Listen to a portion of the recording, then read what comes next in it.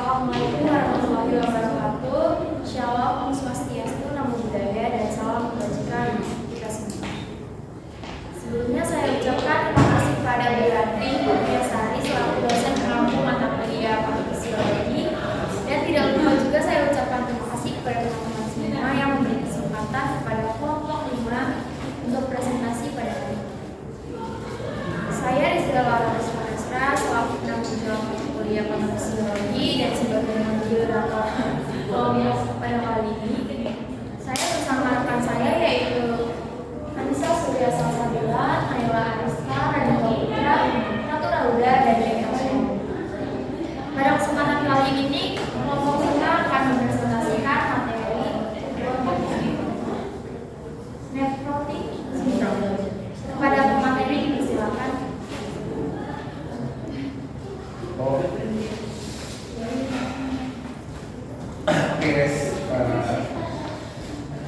Sindrom nephrotik ini tuh sebenarnya penyakit ginjal yang sering terjadi sama anak usia 2 sampai 6 tahun.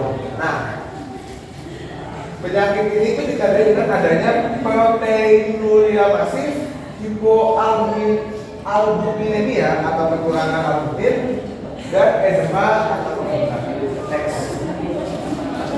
Selanjutnya anatomi fisiologi dari ginjal. Nah, ginjal ini organ ekskresi yang bentuknya seperti kacang yang warnanya merah kebiruan. Nah, ginjal ini fungsinya untuk mengeluarkan sisa metabolisme protein yaitu ureum. Jadi ginjal ini fungsinya untuk mengeluarkan produksi sisa metabolisme protein yaitu ureum, kalsium, fosfat, asam urat, dan sulfat anorganik. Nah, tubuh manusia ini punya sepasang ginjal yang terletak di belakang perut. Nah, ginjal ini terletak di dua sisi tulang belakang berada di bawah kaki dan muka. Nah, di ginjal ini ada bagian adrenal ini yang kuning. Nah, posisi ginjal kanan biasanya lebih di bawah dari yang kiri karena sebagai ruang untuk koordinasi. Nah, dua ginjal ini ditutupi oleh lapisan lemak yang seperti ini. Biasanya untuk menahan ginjal dari goncangan. Selanjutnya peran ginjal itu untuk mengatur keseimbangan air dalam tubuh, konsentrasi garam dalam darah, pembuangan darah juga, dan pembuangan darah. Selanjutnya patofisiologi dari penyakit sindrom nephrotik. Kelainan utamanya yaitu proteinuria, yaitu isi 3 protein itu mengandung protein. Sedangkan dua ini hipoalbuminemia sama edema ini cuma gejala sekundernya aja.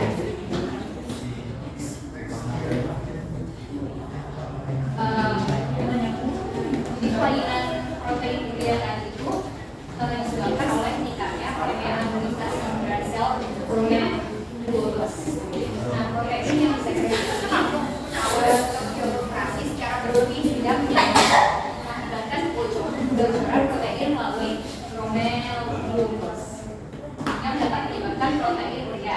Nah, proteinuria yang berkepanjangan ini dapat menyebabkan hipoalbuminemia atau ketika kadar albumin itu rendah. Nah, kalau kondisi kadar albumin rendah itu dapat menyebabkan turunnya tekanan aortik dan kehilangan cairan di ruangan interstisial.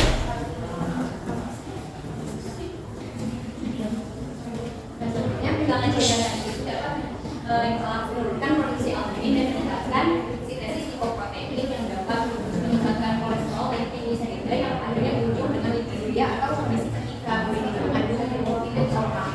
Nah, selanjutnya sintesis tadi juga dapat menurunkan jumlah cairan dalam darah yang berakibat penurunan aliran darah ke ginjal. Dan sebagai kompensasi itu terdapat pegangan sekresi aldosteron dan penurunan fungsi ginjal yang nantinya dapat menyebabkan retensi garam dan air.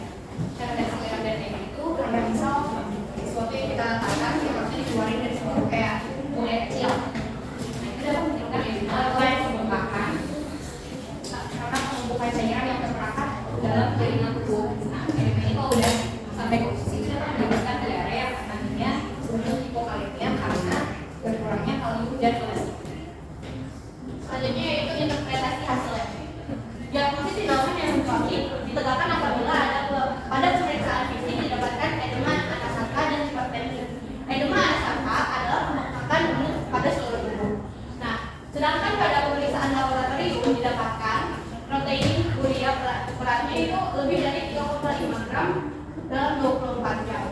Nah, protein urea itu kandungan protein tinggi dalam urin. Bocornya protein ke dalam urin biasanya disebabkan oleh rusaknya enzim glomerulus pada ginjal sehingga tidak dapat menyaring darah dengan baik. Nah, yang kedua itu minimal hematuri dan hiperkolesterolemia itu lebih dari 200 mg per desiliter.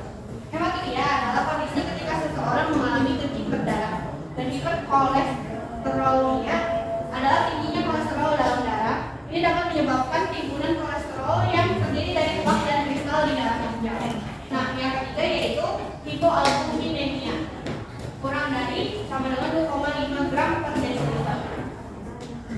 Hipoalbuminemia ini kadar albumin yang rendah di dalam tubuh. Albumin merupakan protein terbesar dalam plasma darah. Namun, untuk mengetahui etiologi sindrom Manienkopf dilakukan pemeriksaan ASCO, yaitu pemeriksaan darah yang dapat digunakan untuk mendeteksi penyakit jaringan sendi. Setelah itu, C3 dan C4 pengecekan sistem ketahanan tubuh, lalu yang anti-nuklear antibody atau ANA. Tes yang berguna dalam pengukuran kadar dan pola aktivitas antibody pada darah yang melawat.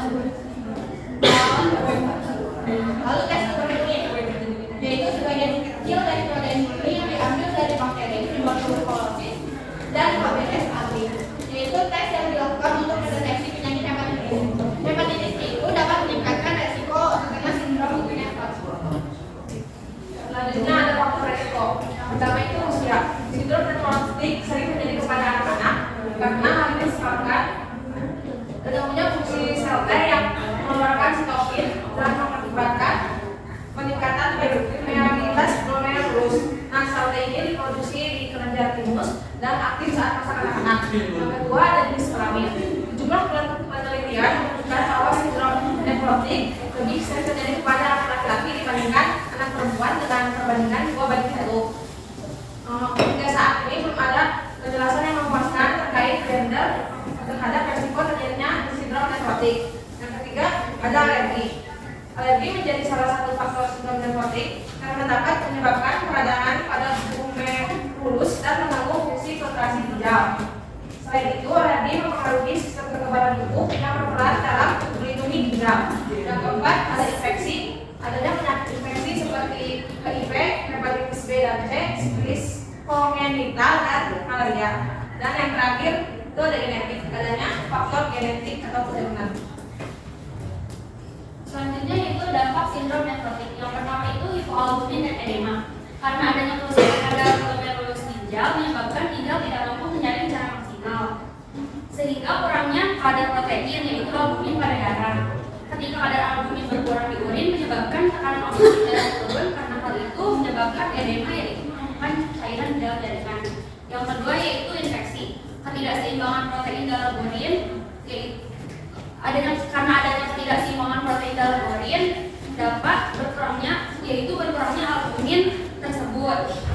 Karena berkurangnya albumin tersebut dapat menghambat fungsi kekebalan normal pada tubuh sehingga seorang akan mudah terkena infeksi. Yang ketiga, gangguan kalsium dan tulang. Gangguan kalsium dan tulang ini karena kan ginjal tidak bekerja secara maksimal, sedangkan ginjal itu prosesnya itu dengan menyaring apa yang perlu diserap oleh tubuh dan mengeluarkan yang tidak dibutuhkan oleh tubuh. Nah, karena proses bekerja tidak maksimal, maka kadar kalsium juga berkurang karena ada beberapa kadar kalsium yang tidak terserap ke dalam tubuh, sehingga menyebabkan osteodistrofi atau kerusakan pada struktur tulang. Yang keempat yaitu peningkatan kadar lipid. Karena hilangnya protein dalam darah, sehingga tubuh meningkatkan produksi lipoprotein, terutama LDL dan LDL, untuk menggantikan yang hilang. Karena itu metabolisme lipid terganggu, menyebabkan pembentukan lipid dalam darah dan resistensi insulin yang menyebabkan peningkatan kadar lipid pada darah. Selanjutnya yaitu resiko aterosklerosis.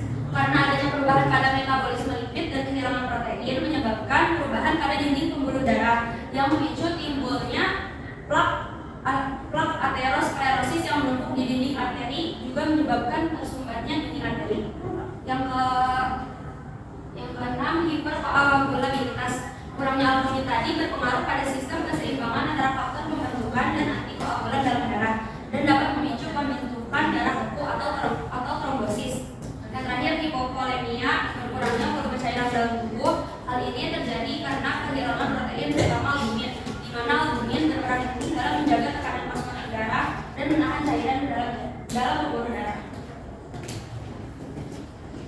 Oke, yang akhirnya ada pencegahannya. Jadi untuk pencegahan ini sebenarnya bisa dilihat gak terlalu susah, yaitu kalian harus menghindari makanan bernada yang tinggi. Nah ini kayak apa sih? Kayak sekian itu yang merasa bully kan, especially yang bully ya. Terus yang kedua ini kurangi makanan yang berminyak banyak, ya gorengan yang di deep fry gitu. Nah terus yang ketiga ini terregenerasi dengan mengkonsumsi cairan yang cukup dan putih gitu lah. Kesimpulannya itu sindrom nefrotik adalah sebuah gejala dan manifestasi klinis penyakit ginjal. Lebih sering terjadi pada usia anak 2 hingga 6 tahun dibandingkan dengan orang dewasa. Diagnosis sindrom nefrotik ditegakkan apabila pada pemeriksaan fisik didapatkan edema anasarka dan hipertensi. Untuk mencegah terjadinya sindrom nefrotik, batasi pengonsumsian makanan yang berminyak dan tinggi kolesterol, serta makanan yang memiliki natrium tinggi. Oh ya, mau nambahin lagi sedikit, karena ini penyakit yang umum terjadi sama anak usia 2-6 tahun yang itu masih kurang mengerti lah gimana caranya ngatur. Jadi di sini orang tua pun berperan penting sih untuk mencegah penyakit tersebut. Baik, selanjutnya sesi tanya jawab. Ada 2 orang nanya, dipersilakan. Oke, Irfan dulu. Kenalkan saya Mada Sawian NPM 032. Jadi kan ada faktor resiko. Jadi ada faktor resikonya yaitu terkait dengan jenis kelamin yang ditinggal. Terus kan katanya belum ada penjelasan yang memuaskan terkait gender ini kan. Tapi apakah ada satu penjelasan yang membuktikan kenapa laki-laki itu lebih rentan terkena penyakit ini? Yang laki-laki ya bisa. Oke, next, Dina. Penyakit ini, perkenalkan saya Rizal Mawaki dengan PM09.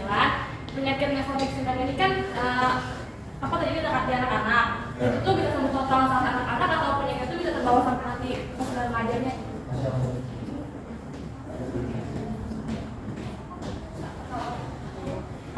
Pakai mana?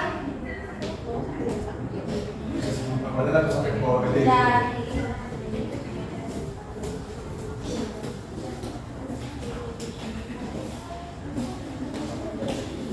Baik, izinkan ngomongnya.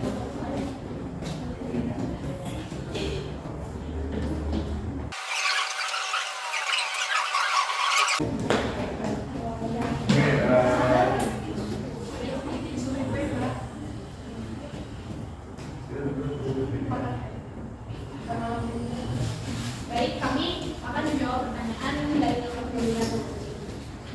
kenapa sindrom nefrotik itu dan penelitian yang bagaimana apa yang dibilang sindrom nefrotik itu sebenarnya terjadi pada anak-anak. Beberapa penelitian menyebutkan angka kejadian sindrom nefrotik hanya sedikit lebih banyak pada laki-laki dibandingkan perempuan. Jadi cuma berbagai institusinya belum menemukan alasan. Kenapa lebih banyak laki-laki? Karena sindrom nefrotik itu berhubungan dengan lokasi sel T yang abnormal dan kelainan timus yang lebih sering terjadi kepada anak laki-laki.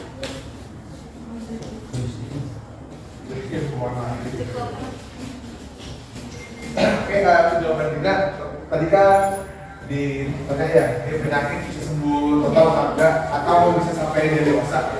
Sebenarnya tergantung penanganannya ya, dan seberapa cepat dia didiagnosa kena penyakit itu. Jadi yang sebenarnya tuh semakin cepat dia didiagnosa, itu dia bisa sembuh, paling enggak bisa ketahan dulu gitu. Nah, tetapi kalau didiagnosa telat dan makin lama kan makin parah ya, nah itu bisa berkepanjangan. Jadi sebenarnya tergantung diagnosanya. Cukupin? Demikian presentasi dari kelompok 5. Saya sebagai moderator analis tinggi mohon maaf apabila ada kesalahan dan kekurangan. Saya ucapkan terima kasih atas perhatiannya. Assalamualaikum warahmatullahi wabarakatuh. Waalaikumsalam warahmatullahi wabarakatuh.